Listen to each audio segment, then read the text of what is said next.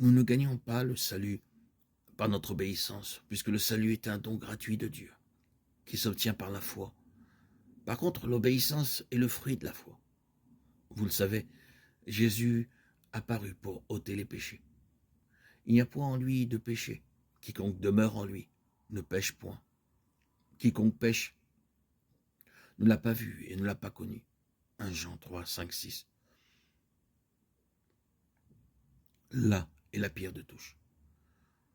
Si nous demeurons en Jésus, si l'amour de Dieu demeure en nous, nos sentiments, nos pensées, nos actes seront conformes à la volonté de Dieu, telle qu'elle est exprimée dans les préceptes de sa sainte loi. Petits enfants, que personne ne vous séduise. Celui qui pratique la justice est juste. 1 Jean 3, 7. La justice est définie par la sainte loi de Dieu, énoncée dans les 10 préceptes donnés sur le mont Sinaï. La prétendue foi en Jésus-Christ, qui délie les hommes de l'obligation d'obéir à Dieu, n'est pas de la foi, mais de la présomption. C'est par la grâce que vous êtes sauvés, par le moyen de la foi. Mais la foi, c'est n'a pas les œuvres, est morte en elle-même. Éphésiens 2, 8, Jacques 2, 17. Avant son incarnation, Jésus disait de lui-même, « Je veux faire ta volonté, mon Dieu, et ta loi est au fond de mon cœur. » Psaume 49. Et au moment de remonter au ciel, il faisait cette déclaration. « J'ai gardé les commandements de mon Père, et je demeure dans son amour. » Jean 15, 10. Si nous gardons ces commandements par là, nous savons que nous l'avons connu, dit l'Écriture. Celui qui dit qu'il demeure en lui doit marcher aussi comme il a marché lui-même. 1 Jean 2, 3, 6. Christ aussi a souffert pour vous, vous laissant un exemple, afin que vous suiviez ses traces. 1 Pierre 2, 21. Les conditions de la vie éternelle sont aujourd'hui ce qu'elles ont toujours été, ce qu'elles étaient au paradis avant la chute de nos premiers parents.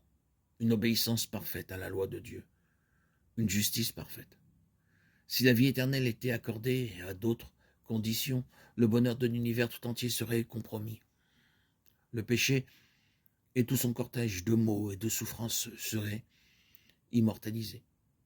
Avant la chute, il était possible à Adam d'acquérir un caractère juste par l'obéissance à la loi de Dieu. Mais il échoua, et à cause de son péché, notre nature est déchue, et nous sommes incapables de nous rendre justes par nous-mêmes. Étant mauvais, nous ne pouvons pas obéir parfaitement à une loi sainte.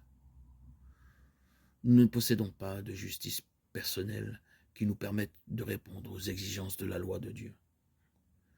Mais Jésus-Christ nous a préparé une issue. Il a vécu sur la terre au milieu des mêmes épreuves et des mêmes tentations que nous. Il a vécu sans péché. Il est mort pour nous et maintenant, il nous propose de prendre sur lui nos péchés et de nous donner sa justice. Si vous vous donnez à lui et si vous l'acceptez comme votre sauveur, quelque coupable que votre vie ait pu être, vous êtes, à cause de lui, considéré comme étant juste. Le caractère de Jésus-Christ est substitué à votre caractère. Et vous avez accès auprès de Dieu comme si vous n'aviez jamais péché.